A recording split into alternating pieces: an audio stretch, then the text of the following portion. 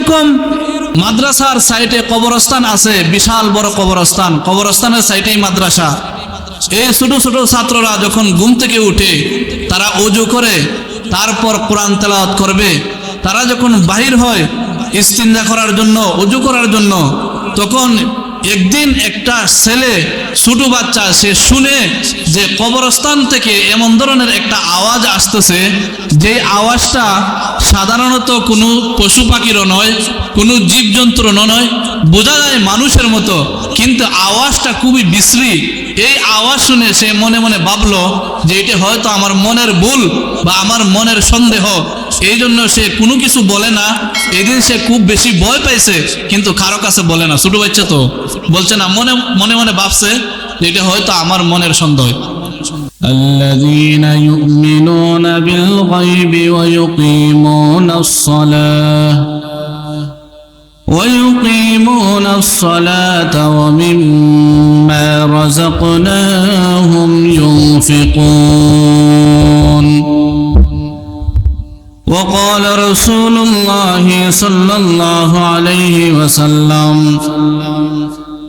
بني الإسلام على 5: شهادة أن لا إله إلا الله وأن محمد رسول الله وإقام الصلاة وإيتاء الزكاة والحج وصوم رمضان، أو كما قال النبي عليه الصلاة والسلام. صلى الله على سيدنا ومولانا محمد وعلى آله وأصحابه وسلم. بلغ العلا بكماله، كشف الدجى بجماله، حسنت جميع خصاله. صلوا عليه وآله. ما له من ملجأ أو موئل،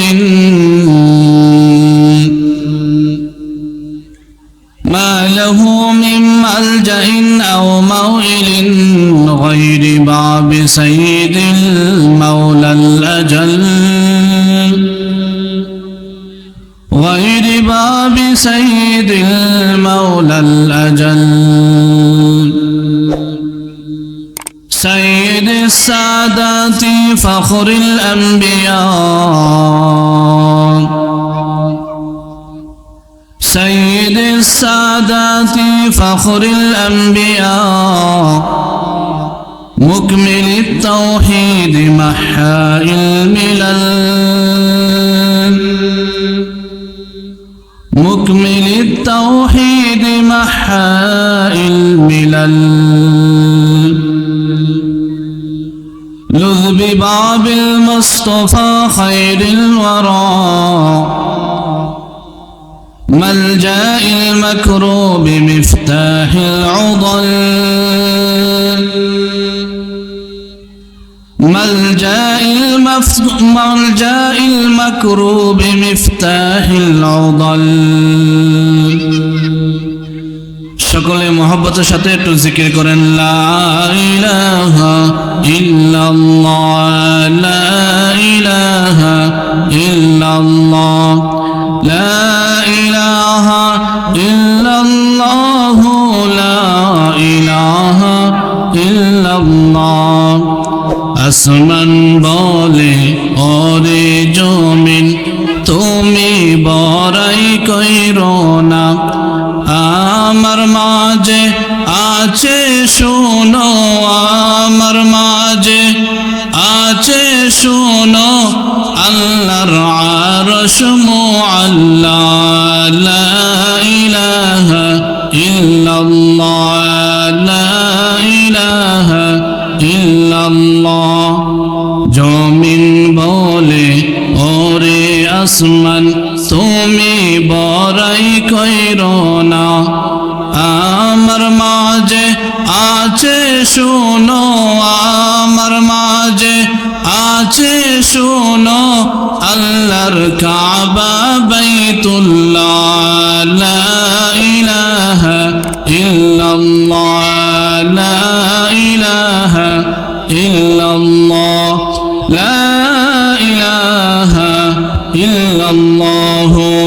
মুহাম্মাদুর রাসূলুল্লাহ সাল্লাল্লাহু আলাইহি ওয়াসাল্লাম।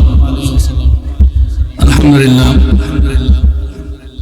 ঐতিহ্যবাহী গ্রাম বানিয়াচুঙ্গের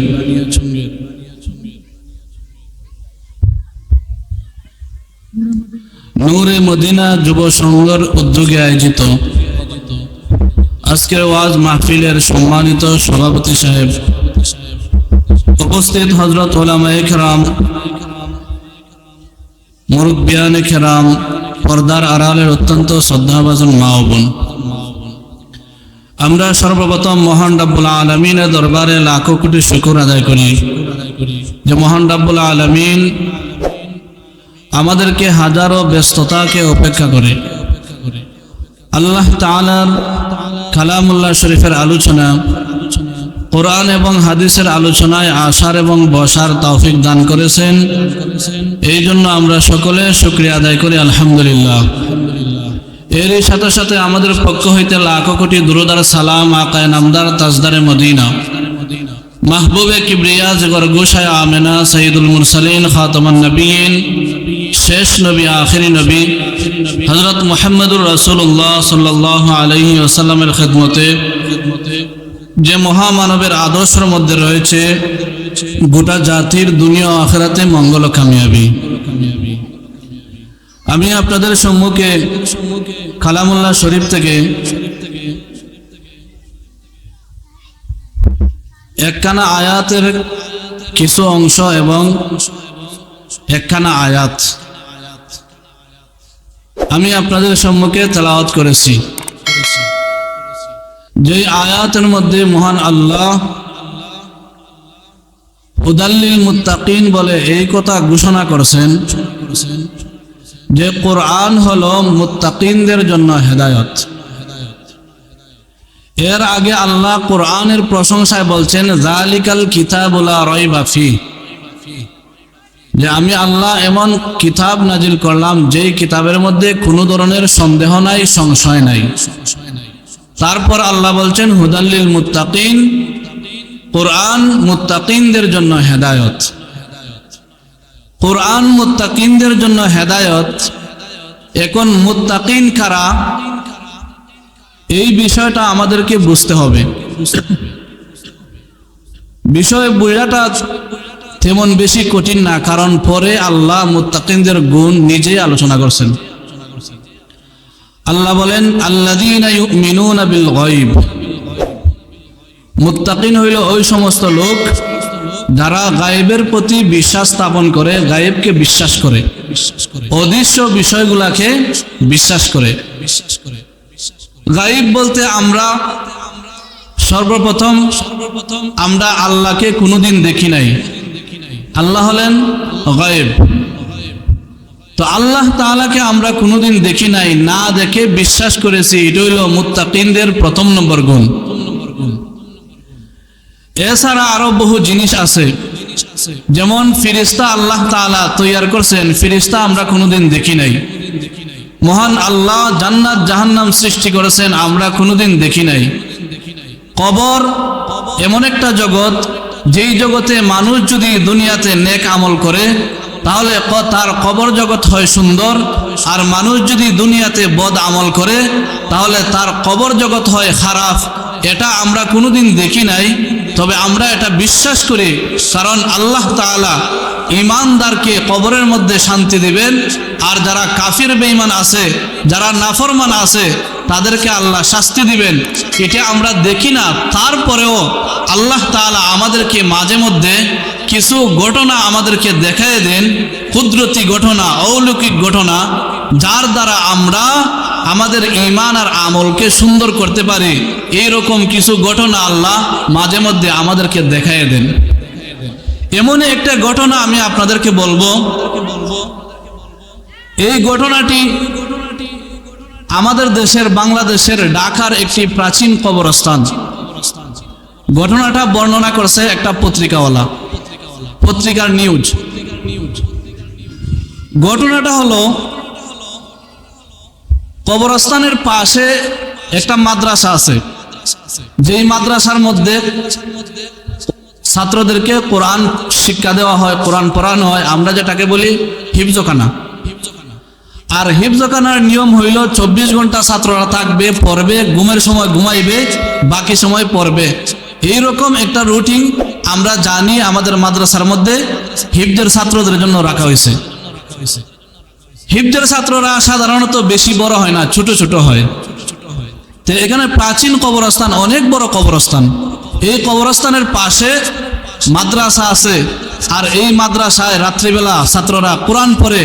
আর হাফিজখানার রুটিন হইল শেষ রাতে জাগ্রত হইতে হইবে, শেষ রাতে সবক শোনাইতে হইবে, ফজরের আগে সবক।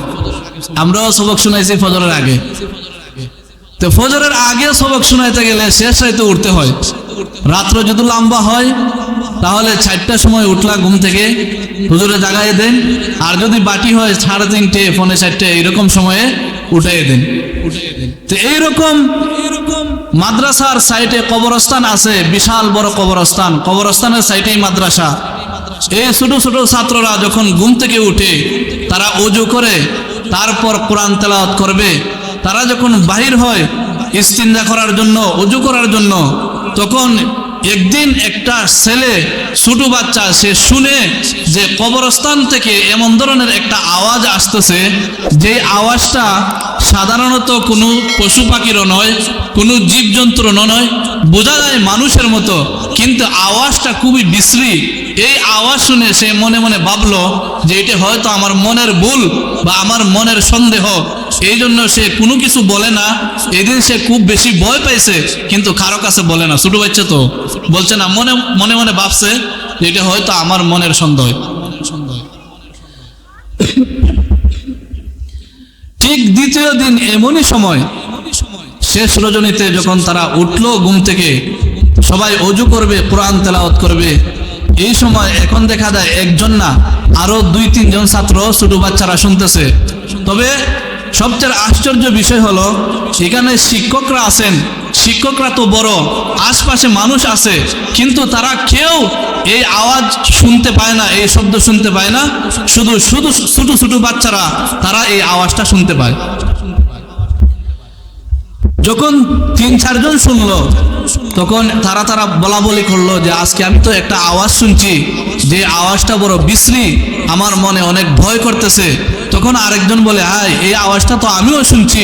আরেকজন বলে, এটা তো আমিও শুনছি। তাহলে দেখা যায় কয়েকজন যখন শুনলো, তাহলে এটা তো কোনো ভুলের কারণ হইতে পারে না, তাহলে নিশ্চয়ই এখানে কোনো ঘটনা আছে। তখন তারা সাথে সাথে হুজুরদেরকে জানাই দিল যে হুজুর, আজকে 2 দিন ধরে আমরা এই কবরস্থানের আশপাশ থেকে এমন কিছু শব্দ আমরা শুনতে পাইতেছি, যে শব্দ শুনে আমরা খুব ভয় পাইতেছি। খুব ভয়ঙ্কর আওয়াজ। এটা কোনো পশুর আওয়াজ না, এটা কোনো পাখিরও আওয়াজ না, বোঝা যায় মানুষের মতো আওয়াজ, কিন্তু আওয়াজ বড় বিশ্রী। এইরকম আওয়াজ আমরা কোনোদিন শুনি নাই। এই কথা যখন হুজুরা শুনলেন, তখন হুজুর সাথে সাথে ফজরের নামাজ পড়ে এলাকার মানুষদেরকে ডাকাইলেন। ডাকাইয়া বললেন যে এইভাবে ঘটনা ঘটছে, এখন আমরা কি করতে পারি। এখন তারা সকলে তালাশ করতে লাগলো। তাহলে আমরা দেখি হয়তো এখানে কোনো নতুন কবরস্থান আছে, বা কোনো কবর থেকে এরকম আওয়াজ আসছে কিনা, এটা আমরা বুঝতে চাই। তখন তারা তালাশ করতে লাগলো। তখন তালাশ করে দেখে যে এইখানের মধ্যে কিছুদিন, 2-3 দিন হবে, এইরকম 2-3 দিন পূর্বে একটা কবরস্থান, নতুন কবরস্থান, এখানে একজন মানুষকে কবর দেওয়া হয়েছে, আর এই কবর থেকে এই বিশ্রী আওয়াজটা আসতেছে। তখন তারা সকলে, এলাকার গণ্যমান্য মানুষ যারা আছেন, মেম্বার, চেয়ারম্যান নিয়ে তারা তালাশ করতে লাগলেন যে এই কবরটা কার।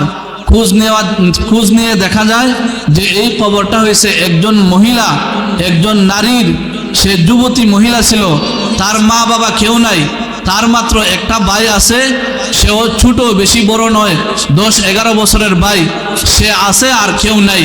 তখন তাকে জিজ্ঞাসা করা হইল যে তোমার বোনকে কে এখানে কবরস্থান দিছো? সে বলল, হ্যাঁ, এটা আমার বোনের কবরস্থান, এখানে আমরা 3 দিন পূর্বে আমার বোনকে দাফন করছি। তখন সকলেই বলল, তোমার বোনের কবর থেকে বিশ্রী আওয়াজ আসতেছে, আওয়াজ শোনা যাইতেছে, কাজে আমরা কবর খুঁড়ে দেখতে চাই, ঘটনা কি। এখন তুমি আমাদের সাথে থাকো, আর দেশের সকল মানুষকে নিয়ে তারা কবর খুঁড়তে শুরু করলো। কবর যখন খুঁড়তে শুরু করলো, কবর খোদার পরে আমরা তো হাটিয়া দেই, হাটিয়ার উপরে মাটি সব সরানো হইল।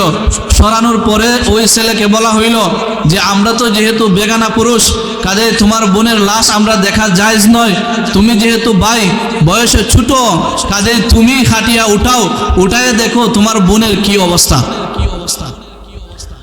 আমার প্রিয় বন্ধুরা, তখন ওই ছোট বাচ্চা সে মাথার দিক থেকে খাটিয়া উঠাইতে শুরু করলো।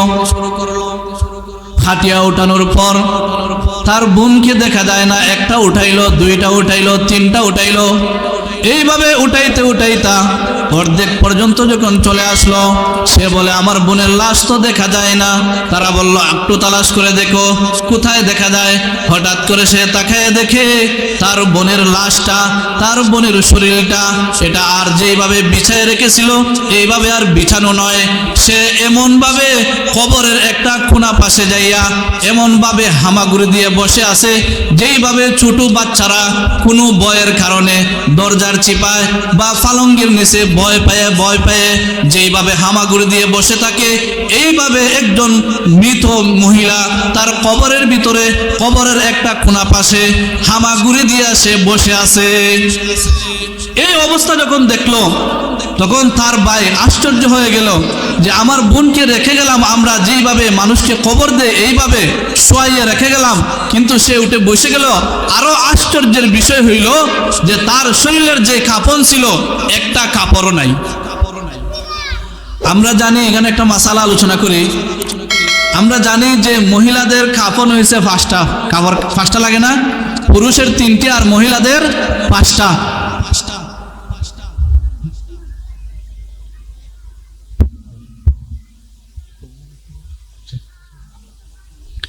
মহিলাদের হইল 5টা। এই 5টা কাপড় তার শরীরের মধ্যে ছিল, কিন্তু এখন আর একটা কাপড়ও নাই। আরো আশ্চর্যের বিষয় হলো সে লোকদেরকে বলতেছে, ও লোকেরা, আমার বোনের শরীরের মধ্যে কাপড়ের কাপড় ছিল 5টা, একটা কাপড়ও নাই। সব লোকেরা বলে তাহলে খুলে গেছে, তুমি কাপড়টা পরাইয়া আবার শুয়ে রাখা আসো। সে বলে না না না, পরে গেছে না, আমার বোনের যত কাপড় ছিল সকল কাপড়কে মুড়াইয়া তার মুখের ভিতরে ঢুকাই দেওয়া হয়েছে, শুধুমাত্র কাপড়ের একটা কোণা বাহিরে আছে। লোকেরা বলল তাহলে এটাকে টান দেও। যখন সে টান দিল, টান দেওয়ার সাথে সাথে কাপড়ের কাপড় আসে নাই, তার বোনের মুখের ভিতর থেকে আগুনের লেলি খান বের হয়ে আসলো। আর এটা দেখে সে চিৎকার করে পড়ে গেল, অজ্ঞান হয়ে গেল। মানুষেরা এই ভয়ঙ্কর এই ঘটনা দেখে তাকে তাড়াতাড়ি পিজি হসপিটালে, ঢাকা পিজি হসপিটালে ভর্তি করলো। 3 দিন পর সে জ্ঞান ফিরল। মানুষ তাড়াতাড়ি করে তাকে এইভাবে মাটি চাপা দিয়ে রেখে আসলো কবরের ভিতরে। আসার পরে এই ঘটনা যখন ঘটলো, তার ভাই যখন জ্ঞান যখন ফিরে আসলো, 3 দিন পর তার জ্ঞান ফিরে আসলো। মানুষেরা বলল তুমি এত ভয় পাইলা কেন? সে বলে আমি যখন কাপড়ের মধ্যে টান দিয়েছিলাম তখন আমার বোনের মুখের ভিতর থেকে আগুন চলে আসছিল, এমন একটা ভয়ঙ্কর আগুন, এইরকম আগুন আমি দুনিয়াতে কোনোদিন দেখি নাই, যার প্রভাবে আমি অজ্ঞান হয়ে গিয়েছি। এই কথা বলে সে আবার দুনিয়া থেকে বিদায় হয়ে গেছে। যখন মৃত্যুবরণ করলো, এখন মানুষ তালাশ করতে লাগলো যে তার কবরের ভিতরে এমন আযাব কেন হইল, সে কেমন লোক ছিল, তার আমল কি ছিল। তখন মানুষ তালাশ করে দেখে যে তার মা বাবা কেউ ছিল না, সে বেহায়া বেলানার কাজ করছে, সে বেপরদায় চলছে, বকাটে ছেলেদের সাথে সে ঘোরাফেরা করছে, যত গুনার কাজ ছিল সকল কাজের সাথে সে জড়িত ছিল। আর এই গুনার কাজ অবস্থা তার মৃত্যু হয়েছে। এই জন্য মহান আল্লাহ তার কবরের ভিতরে এই শাস্তিগুলা তাকে দিছেন এবং আশপাশের মানুষকে দেখাই দিলেন যে সাবধান, যদি গুনার বোঝা নিয়া কবরের মধ্যে আসো তাহলে তোমাদেরকে আমি এইভাবে শাস্তি দিব। এই জন্য আল্লাহ তাআলা বলেন আল্লাযীনা ইউমিনুনা বিল গায়ব, গায়বের প্রতি বিশ্বাস। 1 নম্বর হইল গায়বের প্রতি বিশ্বাস স্থাপন করা। কবরের আযাব আমরা কোনোদিন দেখি নাই, কিন্তু কবরকে আমরা ভুলে গেছি। প্রতিদিন ডাকি তোমায়, নেই কোনো চেতনা, সময় থাকিতে করো পরকালের সাধনা। ডাকার মতো ডাকবো একদিন আমি অন্ধকার কবর, আমার কাছে আসতে হবে রাখো না খবর। সাপ বিচ্ছু আজব গজব থাকবে তুমি একালে, তোমার যেদিন ডাক পড়িবে পড়বে কান্নার মেলারে। ছেলে মেয়ে কাঁদবে সবাই কেউ হবে না সাথী, আমি কবর নির্জন গুহা কেউ দিবে না বাতি। ছেলে মেয়ে কাঁদবে সবাই কেউ হবে না সাথী, আমি কবর নির্জন গুহা কেউ দিবে না বাতি। তোমার সম্বল ইমানের বল হিসাব হবে পথে, শান্তি যদি পেতে চাও আমল নিও সাথে। শান্তি যদি পেতে চাও আমল নিও সাথে। কবর আমাদেরকে প্রতিদিন ডাকে যে আমি তোমাদেরকে প্রতিদিন ডাকি, যদি সুন্দর আমল নিয়ে আমার কাছে আসো তাহলে আমার মধ্যে তুমি শান্তি পাইবে, আর যদি সুন্দর আমল নিয়ে না আসো তাহলে আমি কবরের মতো খারাপ আর কিছুই নাই। দ্বিতীয় নম্বর গুণ হইল ওয়ায়ুকিমুনাস সালাহ। আল্লাহ তাআলা বলেন মুমিনদের দ্বিতীয় গুণ হইল, মুত্তাকিনদের দ্বিতীয় নম্বর গুণ হইল তারা নামাজ কায়েম করে। মহান আল্লাহ বলেন তাতাদাফা জুনুবুহুম আনিল মাদাজি'i ইয়াদউনা রাব্বাহুম খাওফান ওয়া তামআ ওয়া মিম্মা রাযাকনাহুম ইউনফিকুন। আল্লাহ তাআলা বলেন তাদের দেহ পাশ বিছানা থেকে আলাদা হয়ে যায়। এমন কোন শীতের দিনে, ঠান্ডার দিনে ফজরের সময় গরম বিছানা ছাড়িয়া ওযু করে নামাজের জন্য প্রস্তুতি হয়। তাহাজ্জুদ নামাজ আদায় করার জন্য তারা প্রস্তুত হয়ে যায়। আল্লাহ তাআলা বলেন ওয়ায়ুকিমুনাস সালাতা ওয়া মিম্মা রাযাকনাহুম ইউনফিকুন। 3 নম্বর গুণ হলো আমার দেওয়া রিজিক থেকে আমার রাস্তায় দান করে। এই কথা আল্লাহ বলেন ওয়া মিম্মা রাযাকনাহুম ইউনফিকুন, আমার দেওয়া রিজিক থেকে আমার রাস্তায় তারা দান করে। তাতাজাফা জুনুবুহুম আনিল মাদাজি'i ইয়াদউনা রাব্বাহুম খাওফান ওয়া তামআ ওয়া মিম্মা রাযাকনাহুম ইউনফিকুন ফালা তা'লামু নাফসুম মা উখফিয়া লাহুম মিন কুররাতি আ'য়ুন জাযাআন বিমা কানু ইয়ামালুন। এই কুরআন হলো মুত্তাকিনদের জন্য হেদায়েত। এর আগে আল্লাহ কোরআনের প্রশংসায় বলছেন যালিকাল কিতাবু লা রাইবা ফিহি, যে আমি আল্লাহ এমন কিতাব নাজিল করলাম যেই কিতাবের মধ্যে কোনো ধরনের সন্দেহ নাই, সংশয় নাই। তারপর আল্লাহ বলছেন হুদাল্লিল মুত্তাকিন, কোরআন মুত্তাকিনদের জন্য হেদায়েত। কোরআন মুত্তাকিনদের জন্য হেদায়েত। এখন মুত্তাকিন কারা, এই বিষয়টা আমাদেরকে বুঝতে হবে। বিষয় বোঝাটা তেমন বেশি কঠিন না, কারণ পরে আল্লাহ মুত্তাকিনদের গুণ নিজেই আলোচনা করছেন। আল্লাহ বলেন আল্লাযীনা ইউমিনুনা বিল গায়ব। মুত্তাকিন হইল ওই সমস্ত লোক যারা গায়েবের প্রতি বিশ্বাস স্থাপন করে, গায়েবকে বিশ্বাস করে, অদৃশ্য বিষয়গুলাকে বিশ্বাস করে। গায়েব বলতে আমরা সর্বপ্রথম আমরা আল্লাহকে কোনোদিন দেখি নাই। আল্লাহ হলেন গায়েব। তো আল্লাহ তাআলাকে আমরা কোনোদিন দেখি নাই, না দেখে বিশ্বাস করেছি, এটা হইল মুত্তাকিনদের প্রথম নম্বর গুণ। এছাড়া আরো বহু জিনিস আছে, যেমন ফেরেশতা আল্লাহ তাআলা তৈয়ার করছেন, ফেরেশতা আমরা কোনোদিন দেখি নাই। মহান আল্লাহ জান্নাত জাহান্নাম সৃষ্টি করেছেন, আমরা কোনোদিন দেখি নাই। কবর এমন একটা জগৎ, যেই জগতে মানুষ যদি দুনিয়াতে নেক আমল করে তাহলে তার কবর জগৎ হয় সুন্দর, আর মানুষ যদি দুনিয়াতে বদ আমল করে তাহলে তার কবর জগৎ হয় খারাপ। এটা আমরা কোনোদিন দেখি নাই, তবে আমরা এটা বিশ্বাস করি, কারণ আল্লাহ তাআলা ঈমানদারকে কবরের মধ্যে শান্তি দিবেন, আর যারা কাফির বেঈমান আছে, যারা নাফরমান আছে, তাদেরকে আল্লাহ শাস্তি দিবেন। এটা আমরা দেখি না, তারপরেও আল্লাহ তাআলা আমাদেরকে মাঝে মধ্যে কিছু ঘটনা আমাদেরকে দেখায় দেন, কুদরতি ঘটনা, অলৌকিক ঘটনা, যার দ্বারা আমরা আমাদের ঈমান আর আমলকে সুন্দর করতে পারি। এইরকম কিছু ঘটনা আল্লাহ মাঝে মধ্যে আমাদেরকে দেখায় দেন। এমনই একটা ঘটনা আমি আপনাদেরকে বলবো। এই ঘটনাটি আমাদের দেশের বাংলাদেশের ঢাকার একটি প্রাচীন কবরস্থান। ঘটনাটা বর্ণনা করছে একটা পত্রিকাওয়ালা, পত্রিকার নিউজ। ঘটনাটা হলো, কবরস্থানের পাশে একটা মাদ্রাসা আছে, যেই মাদ্রাসার মধ্যে ছাত্রদেরকে কোরআন শিক্ষা দেওয়া হয়, কোরআন পড়ানো হয়, আমরা যেটাকে বলি হিফজখানা। আর হিফজখানার নিয়ম হইল 24 ঘন্টা ছাত্ররা থাকবে, পড়বে, ঘুমের সময় ঘুমাইবে, বাকি সময় পড়বে। এইরকম একটা রুটিন আমরা জানি আমাদের মাদ্রাসার মধ্যে হিফজের ছাত্রদের জন্য রাখা হয়েছে।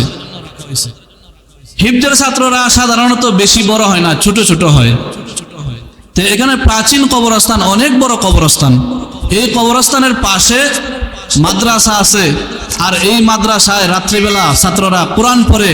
আর হাফিজখানার রুটিন হইল শেষ রাতে জাগ্রত হইতে হইবে, শেষ রাতে সবক শোনাইতে হইবে, ফজরের আগে সবক। আমরাও সবক শোনাইছি ফজরের আগে। তো ফজরের আগে সবক শোনাইতে গেলে শেষ রাতে উঠতে হয়। রাত্র যদি লম্বা হয় তাহলে 4টার সময় উঠলা ঘুম থেকে, হুজুরে জাগাই দেন। আর যদি বাটি হয় 3:30, 4:45 এরকম সময়ে উঠাই দেন। তো এইরকম মাদ্রাসার সাইডে কবরস্থান আছে, বিশাল বড় কবরস্থান। কবরস্থানের সাইডেই মাদ্রাসা। এই ছোট ছোট ছাত্ররা যখন ঘুম থেকে উঠে তারা ওযু করে, তারপর কোরআন তেলাওয়াত করবে। তারা যখন বাহির হয় ইস্তিনজা করার জন্য, ওযু করার জন্য, তখন একদিন একটা ছেলে, ছোট বাচ্চা, সে শুনে যে কবরস্থান থেকে এমন ধরনের একটা আওয়াজ আসতেছে, যে আওয়াজটা সাধারণত কোনো পশু পাখিরও নয়, কোনো জীবজন্তুরও নয়, বোঝা যায় মানুষের মতো, কিন্তু আওয়াজটা খুবই বিশ্রী। এই আওয়াজ শুনে সে মনে মনে ভাবলো যে এটা হয়তো আমার মনের ভুল বা আমার মনের সন্দেহ। এই জন্য সে কোনো কিছু বলে না। এদিন সে খুব বেশি ভয় পাইছে, কিন্তু কারো কাছে বলে না। ছোট বাচ্চা তো বলছে না, মনে মনে ভাবছে যে এটা হয়তো আমার মনের সন্দেহ। ঠিক দ্বিতীয় দিন এমনই সময়, শেষ রজনীতে যখন তারা উঠলো ঘুম থেকে, সবাই ওযু করবে, কোরআন তেলাওয়াত করবে। এই সময় এখন দেখা যায় একজন না, আরো 2-3 জন ছাত্র, ছোট বাচ্চারা শুনতেছে। তবে সবচেয়ে আশ্চর্য বিষয় হলো, এখানে শিক্ষকরা আছেন। শিক্ষকরা তো বড়, আশপাশে মানুষ আছে, কিন্তু তারা কেউ এই আওয়াজ শুনতে পায় না, এই শব্দ শুনতে পায় না। শুধু শুধু ছোট ছোট বাচ্চারা তারা এই আওয়াজটা শুনতে পায়। যখন 3-4 জন শুনলো, তখন তারা বলা বলি করলো যে আজকে আমি তো একটা আওয়াজ শুনছি, যে আওয়াজটা বড় বিশ্রী, আমার মনে অনেক ভয় করতেছে। তখন আরেকজন বলে, হাই, এই আওয়াজটা তো আমিও শুনছি। আরেকজন বলে, এটা তো আমিও শুনছি। তাহলে দেখা যায় কয়েকজন যখন শুনলো, তাহলে এটা তো কোনো ভুলের কারণ হইতে পারে না, তাহলে নিশ্চয়ই এখানে কোনো ঘটনা আছে। তখন তারা সাথে সাথে হুজুরদেরকে জানাই দিল যে হুজুর, আজকে 2 দিন ধরে আমরা এই কবরস্থানের আশপাশ থেকে এমন কিছু শব্দ আমরা শুনতে পাইতেছি, যে শব্দ শুনে আমরা খুব ভয় পাইতেছি। খুব ভয়ঙ্কর আওয়াজ। এটা কোনো পশুর আওয়াজ না, এটা কোনো পাখিরও আওয়াজ না, বোঝা যায় মানুষের মতো আওয়াজ, কিন্তু আওয়াজ বড় বিশ্রী। এইরকম আওয়াজ আমরা কোনোদিন শুনি নাই। এই কথা যখন হুজুরা শুনলেন, তখন হুজুর সাথে সাথে ফজরের নামাজ পড়ে এলাকার মানুষদেরকে ডাকাইলেন। ডাকাইয়ে বললেন যে এইভাবে ঘটনা ঘটছে, এখন আমরা কি করতে পারি। এখন তারা সকলে তালাশ করতে লাগলো। তাহলে আমরা দেখি হয়তো এখানে কোনো নতুন কবরস্থান আছে, বা কোনো কবর থেকে এরকম আওয়াজ আসছে কিনা, এটা আমরা বুঝতে চাই। তখন তারা তালাশ করতে লাগলো। তখন তালাশ করে দেখে যে এইখানের মধ্যে কিছুদিন, 2-3 দিন হবে, এইরকম 2-3 দিন পূর্বে একটা কবরস্থান, নতুন কবরস্থান, এখানে একজন মানুষকে কবর দেওয়া হয়েছে, আর এই কবর থেকে এই বিশ্রী আওয়াজটা আসতেছে। তখন তারা সকলে, এলাকার গণ্যমান্য মানুষ যারা আছেন, মেম্বার, চেয়ারম্যান নিয়ে তারা তালাশ করতে লাগলেন যে এই কবরটা কার। খোঁজ নিয়ে দেখা যায় যে এই কবরটা হয়েছে একজন মহিলা, একজন নারীর। সে যুবতী মহিলা ছিল, তার মা বাবা কেউ নাই। তার মাত্র একটা ভাই আছে, সেও ছোট, বেশি বড় নয়, 10-11 বছরের ভাই সে আছে, আর কেউ নাই। তখন তাকে জিজ্ঞাসা করা হইল যে তোমার বোনকে কি এখানে কবরস্থান দিছো? সে বলল হ্যাঁ, এটা আমার বোনের কবরস্থান, এখানে আমরা 3 দিন পূর্বে আমার বোনকে দাফন করছি। তখন সকলেই বলল তোমার বোনের কবর থেকে বিশ্রী আওয়াজ আসতেছে, আওয়াজ শোনা যাইতেছে, কাজে আমরা কবর খুঁড়ে দেখতে চাই, ঘটনা কি। এখন তুমি আমাদের সাথে থাকো। আর দেশের সকল মানুষকে নিয়ে তারা কবর খুঁড়তে শুরু করলো। কবর যখন খুঁড়তে শুরু করলো, কবর খোদার পরে আমরা তো হাটিয়া দেই, হাটিয়ার উপরে মাটি সব সরানো হইল। সরানোর পরে ওই ছেলেকে বলা হইল যে আমরা তো যেহেতু বেগানা পুরুষ, কাজে তোমার বোনের লাশ আমরা দেখা জায়েজ নয়, তুমি যেহেতু ভাই, বয়সে ছোট, কাজে তুমি হাটিয়া উঠাও, উঠায় দেখো তোমার বোনের কি অবস্থা। আমার প্রিয় বন্ধুরা, তখন ওই ছোট বাচ্চা সে মাথার দিক থেকে খাটিয়া উঠাইতে শুরু করলো। খাটিয়া উঠানোর পর তার বোনকে দেখা যায় না, একটা উঠাইলো, 2টা উঠাইলো, 3টা উঠাইলো, এইভাবে উঠাইতে উঠাইতা অর্ধেক পর্যন্ত যখন চলে আসলো, সে বলে আমার বোনের লাশ তো দেখা যায় না। তারা বলল একটু তালাশ করে দেখো কোথায় দেখা যায়। হঠাৎ করে সে তাকায় দেখে তার বোনের লাশটা, তার বোনের শরীরটা, সেটা আর যেইভাবে বিছায় রেখেছিল এইভাবে আর বিছানো নয়। সে এমনভাবে কবরের একটা কোণা পাশে যাইয়া এমনভাবে হামাগুড়ি দিয়ে বসে আছে, যেইভাবে ছোট বাচ্চারা কোনো ভয়ের কারণে দরজার চিপায় বা পালঙ্গের নিচে ভয় পায়ে যেইভাবে হামাগুড়ি দিয়ে বসে থাকে, এইভাবে একজন মৃত মহিলা তার কবরের ভিতরে, কবরের একটা কোণা পাশে হামাগুড়ি দিয়ে সে বসে আছে। এই অবস্থা যখন দেখলো, তখন তার ভাই আশ্চর্য হয়ে গেল যে আমার বোনকে রেখে গেলাম আমরা, যেইভাবে মানুষকে কবর দেয় এইভাবে শোয়াইয়ে রেখে গেলাম, কিন্তু সে উঠে বসে গেল। আরো আশ্চর্যের বিষয় হইল যে তার শরীরের যে কাপড় ছিল একটা কাপড়ও নাই। আমরা জানি, এখানে একটা মাসালা আলোচনা করি, আমরা জানি যে মহিলাদের কাপড় হয়েছে 5টা, কাপড় 5টা লাগে না? পুরুষের 3টে আর মহিলাদের 5টা।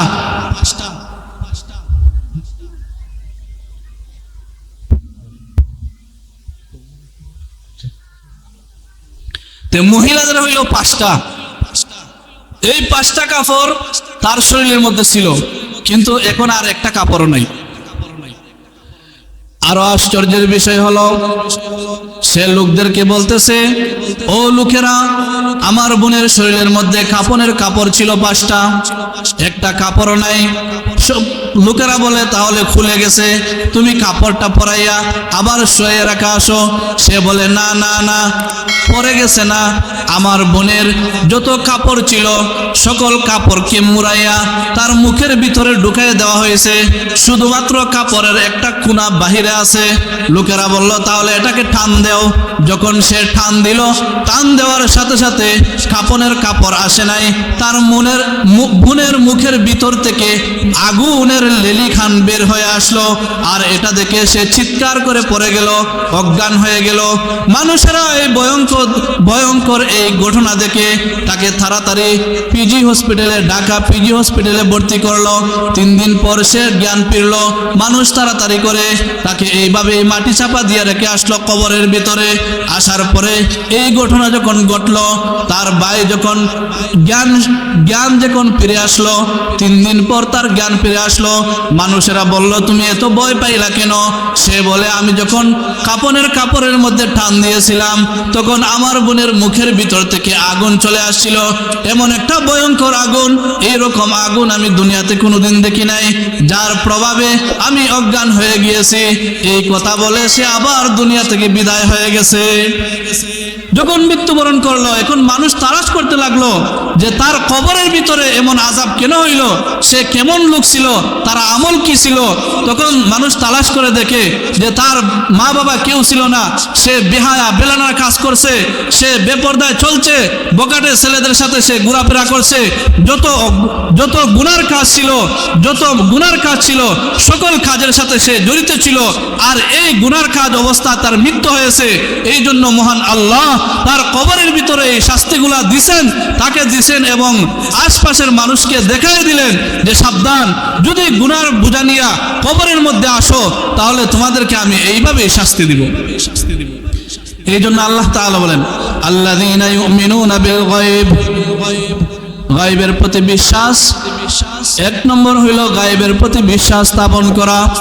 কবরের আযাব আমরা কোনোদিন দেখি নাই, কিন্তু কবরকে আমরা ভুলে গেছি। প্রতিদিন ডাকি তোমায়, নেই কোনো চেতনা, সময় থাকিতে করো পরকালের সাধনা। ডাকার মতো ডাকবো একদিন আমি অন্ধকার কবর, আমার কাছে আসতে হবে রাখো না খবর। সাপ বিচ্ছু আযাব গজব থাকবে তুমি একালে, তোমার যেদিন ডাক পড়বে কান্নার মেলারে। ছেলে মেয়ে কাঁদবে সবাই, কেউ হবে না সাথী, আমি কবর নির্জন গুহা, কেউ দিবে না বাতি। ছেলে মেয়ে কাঁদবে সবাই, কেউ হবে না সাথী, আমি কবর নির্জন গুহা, কেউ দিবে না বাতি। তোমার সম্বল ইমানের বল, হিসাব হবে পথে, শান্তি যদি পেতে চাও আমল নিও সাথে। শান্তি যদি পেতে চাও আমল নিও সাথে। কবর আমাদেরকে প্রতিদিন ডাকে যে আমি তোমাদেরকে প্রতিদিন ডাকি, যদি সুন্দর আমল নিয়ে আমার কাছে আসো তাহলে আমার মধ্যে তুমি শান্তি পাইবে, আর যদি সুন্দর আমল নিয়ে না আসো তাহলে আমি কবরের মতো খারাপ আর কিছুই নাই। দ্বিতীয় নম্বর গুণ হইল ওয়ায়ুকিমুনাস সালাহ। আল্লাহ তাআলা বলেন মুমিনদের দ্বিতীয় গুণ হইল, মুত্তাকিনদের দ্বিতীয় নম্বর গুণ হইল তারা নামাজ কায়েম করে। মহান আল্লাহ বলেন তাতাজাফা জুনুবুহুম আনিল মাদাজি'i ইয়াদউনা রাব্বাহুম খাওফান ওয়া তামাআ ওয়া মিম্মা রাযাকনাহুম ইউনফিকুন। আল্লাহ তাআলা বলেন তাদের দেহ পাশ বিছানা থেকে আলাদা হয়ে যায়। এমন কনকনে শীতের দিনে, ঠান্ডার দিনে ফজরের সময় গরম বিছানা ছাড়িয়া ওযু করে নামাজের জন্য প্রস্তুতি হয়। তাহাজ্জুদ নামাজ আদায় করার জন্য তারা প্রস্তুত হয়ে যায়। আল্লাহ তাআলা বলেন ওয়ায়ুকিমুনাস সালাতা ওয়া মিম্মা রাযাকনাহুম ইউনফিকুন। 3 নম্বর গুণ হলো আমার দেওয়া রিজিক থেকে আমার রাস্তায় দান করে। এই কথা আল্লাহ বলেন ওয়া মিম্মা রাযাকনাহুম ইউনফিকুন, আমার দেওয়া রিজিক থেকে আমার রাস্তায় তারা দান করে।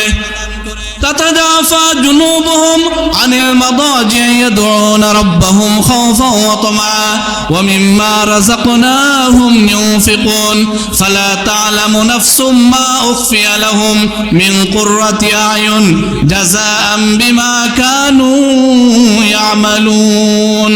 এই গুণ যাদের মধ্যে রয়েছে, বিছানা থেকে তার শরীর আলাদা হয়ে যায় আমার নামাজ আদায় করার জন্য, আমার কুদরতি পায়ে সিজদা দেওয়ার জন্য, এবং আমার রাস্তায় আমার দেওয়া রিজিক থেকে আমার রাস্তায় দান করে। এই গুণ যাদের মধ্যে রয়েছে, আল্লাহ বলেন কেউ জানে না তাদের জন্য নয়ন প্রীতিকর কি বস্তু আমি আল্লাহ লুকিয়ে রেখে দিয়েছি, তাদের কৃতকর্মের পুরস্কার স্বরূপ। তো আল্লাহ তাআলা, আমরা যদি মুত্তাকিন হইতে চাই তাহলে এই গুণগুলা, আরো 3টা গুণ আছে। 1 নম্বর গুণ হইল গায়বের প্রতি বিশ্বাস স্থাপন করা। 2 নম্বর গুণ হইল নামাজ কায়েম করা। 3 নম্বর গুণ হইল আল্লাহর দেওয়া রিজিক থেকে আল্লাহর রাস্তায় দান করা। আরো 3টা গুণ আছে। আলোচনা আজকে এখানে শেষ করলাম। আল্লাহ তাআলা আমাদের এই কথাগুলোর উপর আমল করার তৌফিক দান করুন। সবাই বলেন আমিন। ওয়া আখির দাওয়ানা আলহামদুলিল্লাহি রাব্বিল আলামিন। এখন মঞ্চে আছেন আমার বন্ধু